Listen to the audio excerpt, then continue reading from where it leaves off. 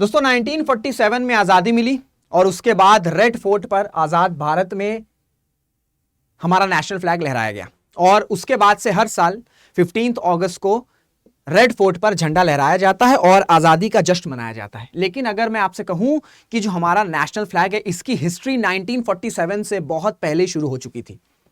1906, 1907, 1921 और 1931 ये कुछ ऐसे हिस्टोरिक ईयर्स हैं जहां पर जो प्रेजेंट इंडियन नेशनल फ्लैग है इसमें बदलाव आए हैं।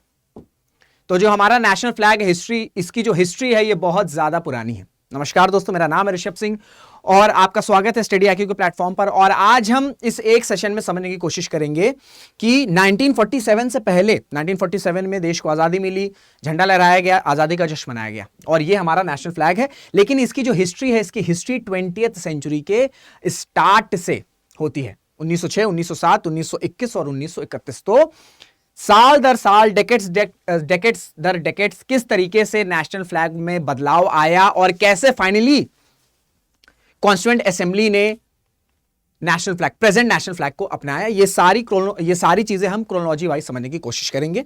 लेकिन उससे पहले कुछ बेसिक इंफॉर्मेशन, आपको इस क्लास की पीडीएफ्स और मेरी क्लासेस कब कहां चलती है इन सब की जानकारी मेरे टेलीग्राम हैंडल पर मिलेगी। यहीं पर मैं आपको करंट अफेयर्स की अपडेट भी देता रहता हूं, MCQs भी पोस्ट करता रहता हूं, तो यहां कृपया करके जुड़ जाइए। डेली बेसिस पे बहुत से स्टूडेंट मुझसे बात करते हैं, इंटरैक्ट करते हैं अपनी प्रिपरेशन के रिगार्डिंग। तो आपको भी अगर कोई डाउट है तो आप मुझसे डायरेक्टली कनेक्ट कर सकते हैं मेरे इंस्टाग्राम हैंडल पर।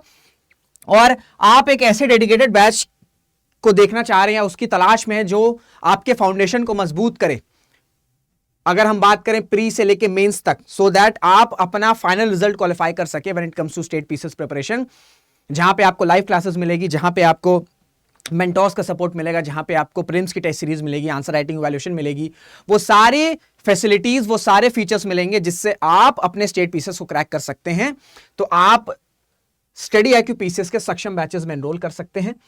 गलती से ओरिजिनल प्राइस मत पे करिएगा, बट मेरा कोड RS लाइव इसी के साथ आपको एनरोल होना है। क्यों? क्योंकि इससे आपको डिस्काउंट मिलेगा, साथ ही साथ आप मुझसे डायरेक्टली कनेक्टेड रहेंगे जब तक आप स्टडी IQ के बैचेस में रहेंगे। सो कोड के साथ ही एनरोल करिएगा ताकि आपके ज्यादा से ज्यादा पैसे बच सके।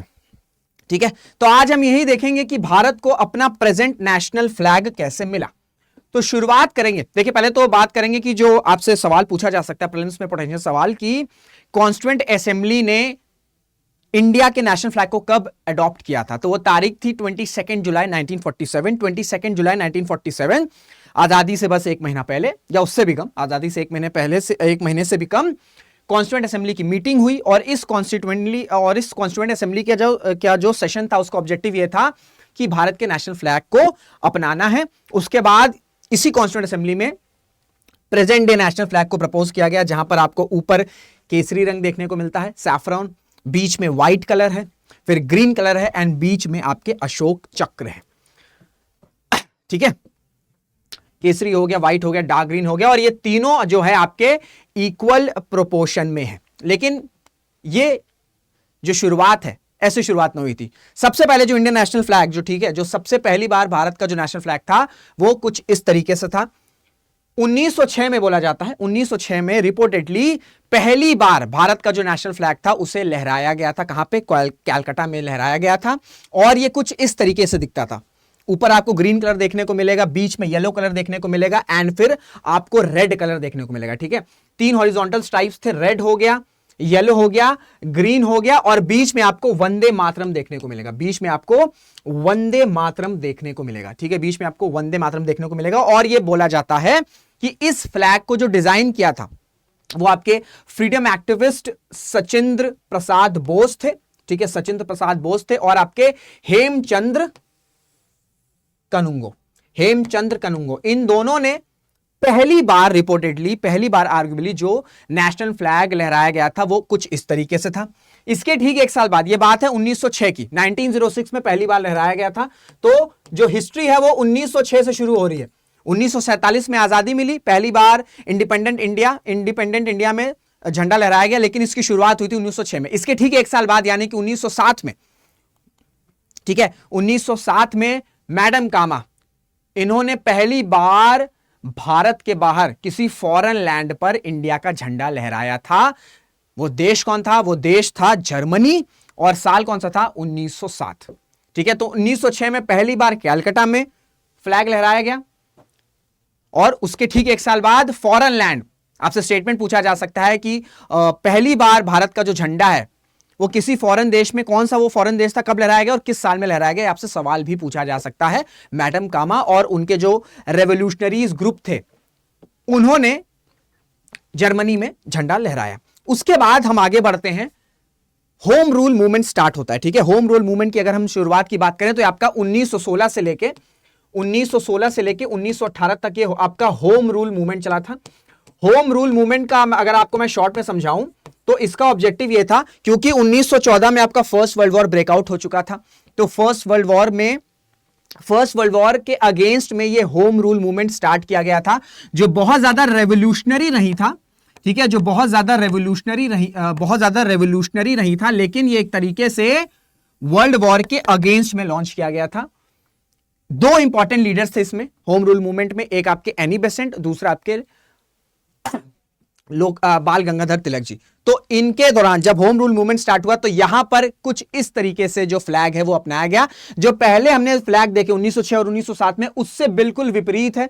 इसमें आपको 5 रेड कलर्स देखने को मिलेंगे अल्टरनेट पे। ठीक है, 1 2 3 4 5, फिर बीच में आपको ग्रीन देखने को मिलेगा, और ये जो आपको 7 स्टार देखने को मिल रहे हैं ये आपके सप्तऋषि को सिंबलाइज करते हैं, सप्तऋषि को। ठीक है, 7 स्टार्स, 1 2 3 4 5 6 7। बीच में आपको ये यूनियन का जैक भी देखने को मिलेगा। ठीक है, कॉर्नर कर ऊपर। तो ये 1906 1907 में जो लहराया गया था उससे बिल्कुल विपरीत था ये फ्लैग। ठीक है, उससे बिल्कुल विपरीत था ये फ्लैग। उसके बाद 1921, अब मैं आपको पता होगा कि 1915 में आपके महात्मा गांधी जी भारत आ चुके थे और ये पूरा गांधीयन एरा स्टार्ट हो चुका था। तब 1921 में रिपोर्टेडली पिंगली वेंकैया जी ये मिलते हैं महात्मा गांधी से। पहली बार ये मिलते हैं साउथ अफ्रीका में। ठीक है, पहली बार ये मिलते हैं साउथ अफ्रीका में, और इसके बाद इनकी मुलाकात होती है 1921 में ऑल इंडिया कांग्रेस कमेटी, वहां 1921 में ऑल इंडिया कांग्रेस कमेटी चल रही थी। वहां पर जो पिंगली वेंकैया जी हैं ये महात्मा गांधी जी से मिलते हैं और ये फ्लैग की डिजाइन बताते हैं। उस फ्लैग की डिजाइन ये थी कि आपका नीचे रेड, ऊपर रेड, बीच में आपका ग्रीन कलर था, और इस फ्लैग का सिंबल यह था कि जो 2 मेजर कम्युनिटी है भारत में, एक आपका हिंदू हो गए और एक आपका मुस्लिम्स हो गए, ये दोनों एक साथ पीसफुली रह रहे हैं। ये डिजाइन जो है प्रेजेंट किया गया था पिंगली वेंकैया जी के द्वारा महात्मा गांधी जी को 1921 में ऑल इंडिया कांग्रेस कमेटी में। लेकिन इसमें थोड़ा सा बदलाव बताया गया महात्मा गांधी जी के द्वारा। उन्होंने बोला कि ऊपर जो रेड कलर है इसको हटा के आप सफेद कलर कर दो, और सफेद कलर क्या सिग्निफाई करेगा? सफेद कलर आपका सिग्निफाई करेगा पीस को, शांति को।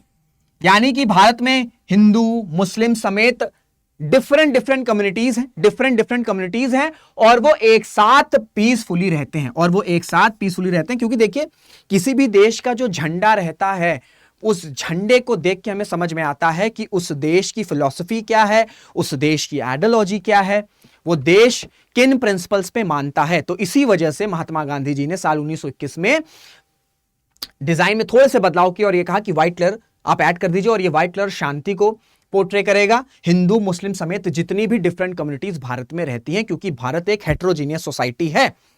और बीच में आपको ये चरखा दिखेगा जो कि आपका प्रोग्रेस की बात करता है। ठीक है, ये आपका एक स्पिनिंग व्हील आपको दिखाई दे रहा है। ठीक है, बीच में ये स्पिनिंग व्हील दिखाई दे रहा है, और ये स्पिनिंग व्हील क्या पोर्ट्रे कर रहा है? ये प्रोग्रेस पोर्ट्रे कर रहा है। यानी कि भारत में डिफरेंट कम्युनिटीज एक साथ रहती हैं, पीसफुली रहती हैं, और एक साथ ही वो प्रोग्रेस भी करते हैं, उनका डेवलपमेंट भी होता है, उनका प्रोग्रेस भी होता है। ये 1921 में फ्लैग में फिर से बदलाव किया गया। उसके बाद हिस्टोरिक 1931 में कराची सेशन होता है कांग्रेस का। आपको पता होगा कि 1929 में, देखिए 1929 एक इंपॉर्टेंट ईयर है। 1929 में आपको थोड़ा सा इसका बैकग्राउंड बता दूं, 1929 में लाहौर सेशन हुआ। 1929 में लाहौर सेशन हुआ जहां पर पहली बार कांग्रेस ने टोटल इंडिपेंडेंस, पूर्ण स्वराज की बात करें। इससे पहले जो कांग्रेस का गोल था या जो ऑब्जेक्टिव था वो डोमिनियन स्टेटस का था, लेकिन लाहौर का historic session in the year 1921, वहां पर इंडियन नेशनल कांग्रेस ये घोषणा करती है कि भाई हम जो है, अब जो इंडियन नेशनल कांग्रेस का गोल है वो है पूर्ण स्वराज, कंप्लीट टोटल इंडिपेंडेंस।